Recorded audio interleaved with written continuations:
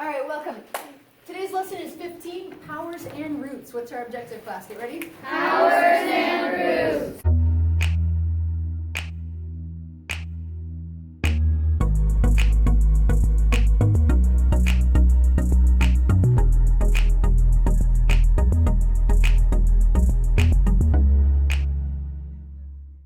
Powers and Roots. In this lesson, you'll learn how to write repeated multiplication with powers. You'll also learn how to do the nth roots. Now, most of you have probably done a little bit of work with exponents and powers, but what's going to be new today is nth roots.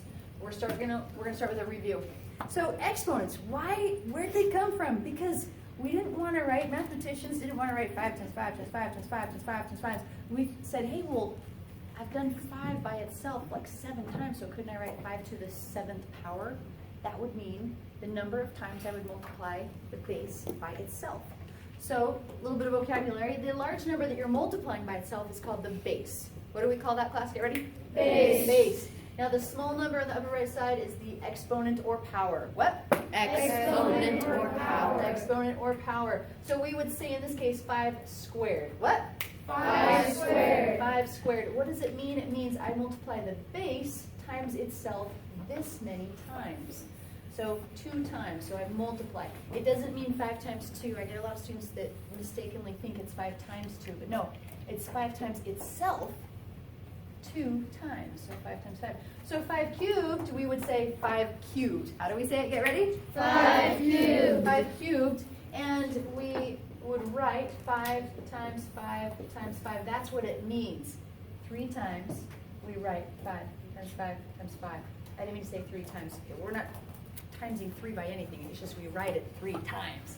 Okay, so 5 times 5 times 5. If we were to solve that, we would take 5 times 5, that's 25, times 1 more 5, 25 times 5.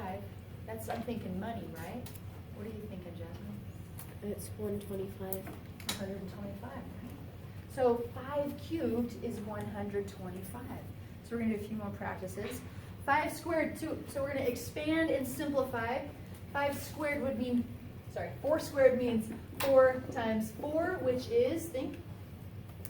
Okay, ready? 16. 16, good. 2 cubed means 2 times 2 times 2. 3 times, right? 2 times 2 times 2, think.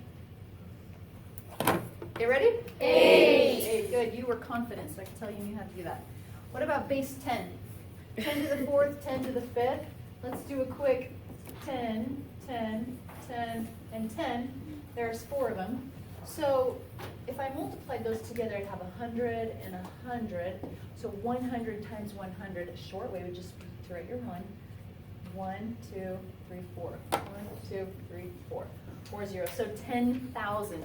Jasmine sees a shortcut.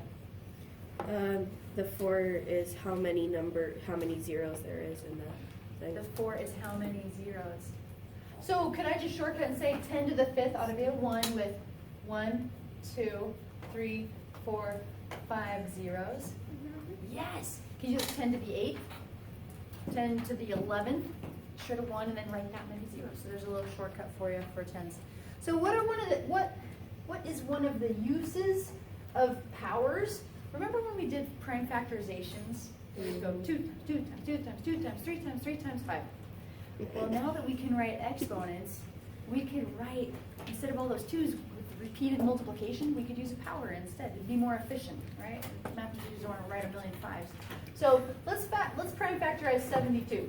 Give me some factors. I'd like to hear factors from Michelle.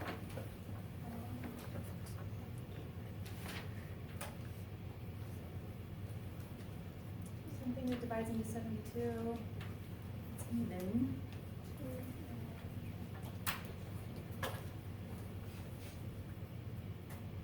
Let's get some help from Ethan. 35 if it's 2. You're really close. 30. No, 36. 36. Okay, good. Let's keep factoring 36. Kaylee.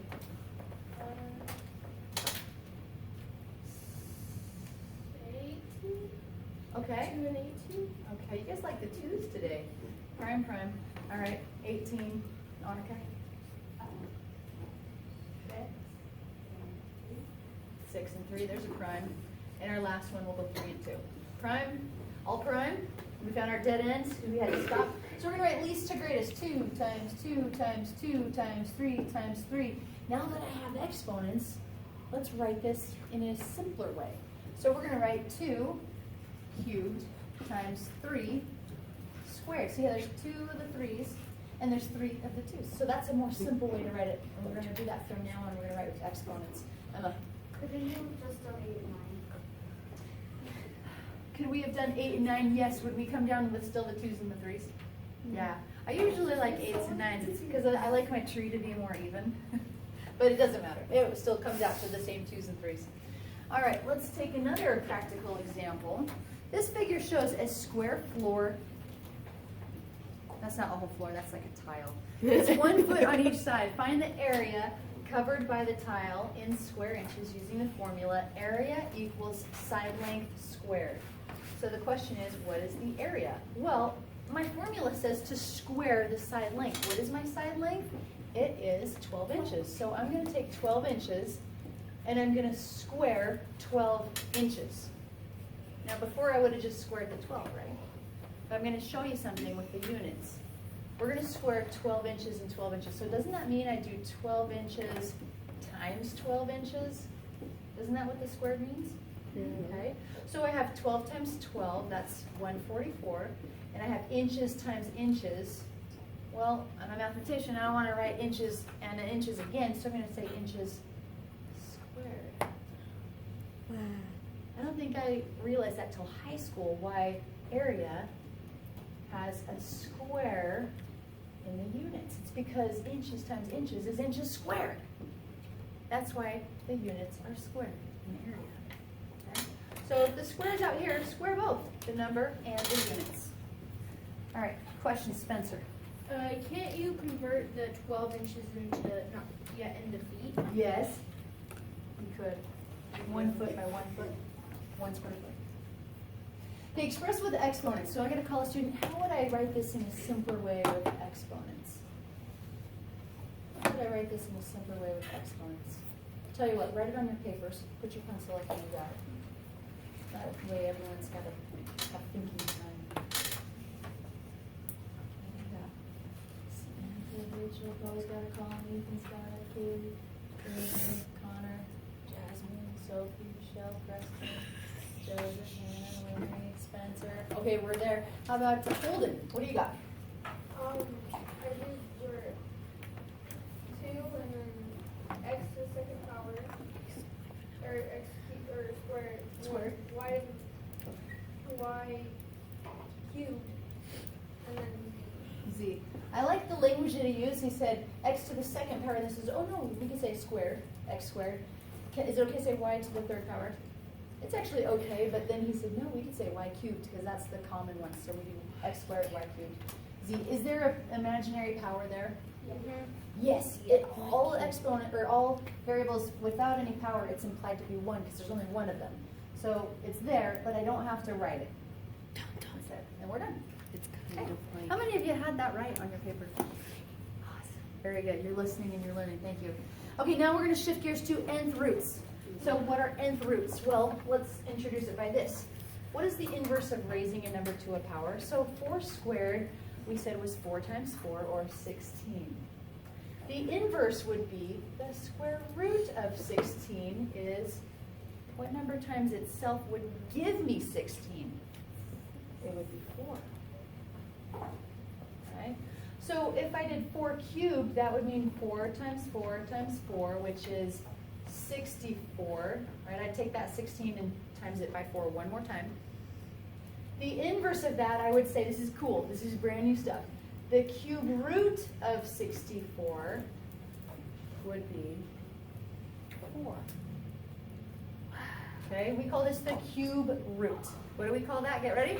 Cube root. Cube root. What it means is, what number would I times by itself 3 times to get 64? Go back up to square root. What number would I times by itself 2 times to get 16? I said 4, right? So what number would I times by itself 3 times to get 64? We would say 4. Haley? why don't we have to write the 2 Great question. There is a 2 there. It's just implied. It's kind of like the exponent of 1. it's there, we just don't have to write it, because this is the common square root. Okay. So let me pose one more to you. How about the cube root of 1,000? What I'm looking for is a number you would times by itself 3 times. So here's how I would look at it. I got a number, I'm going to times itself 3 times, and that number is 1,000. Some of you are getting it. Look at 10 0. Well, it's got to end in a 0, right? It's either going to be like a 1 or a 10 or a 100 or 1,000. Aubrey? She says it's 10. Let's check it. Is 10 times 10 times 10 1,000? Yes. Yes, so the cube root of 1,000 is 10. Just 10. It's not 10 cubed or cube root. It's just 10. All right, let's do a few more. How do we say this? Square root of 25. How do we say it? Get ready? Square root of 25. Square root of 25. Sometimes for short we say root 25. Square root of 25. What number times itself would equal 25, think? Get ready? 5. Good. How would we write the answer? We just say 5. How about the cube root of 125? What number times itself 3 times gives me 125? What number would that be?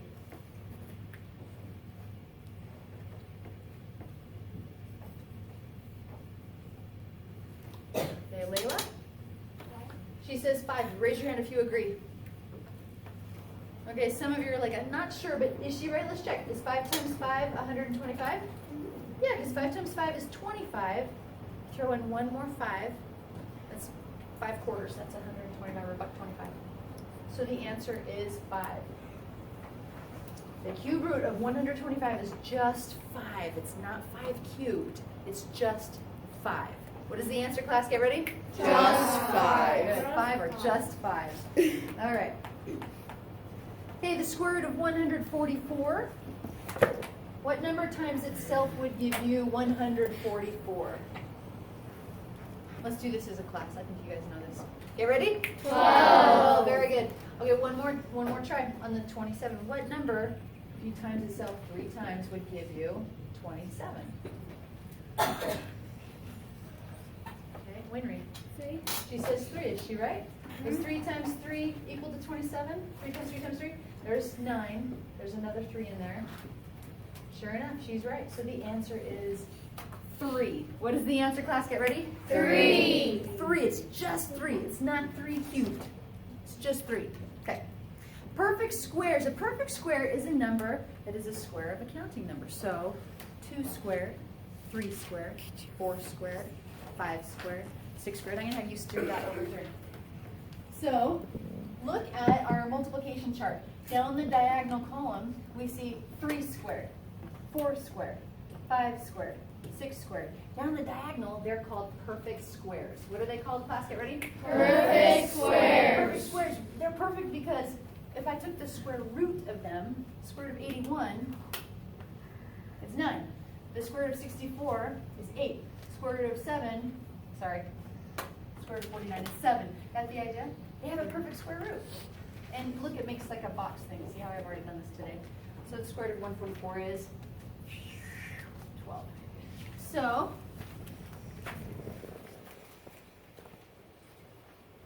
$100 is a perfect square.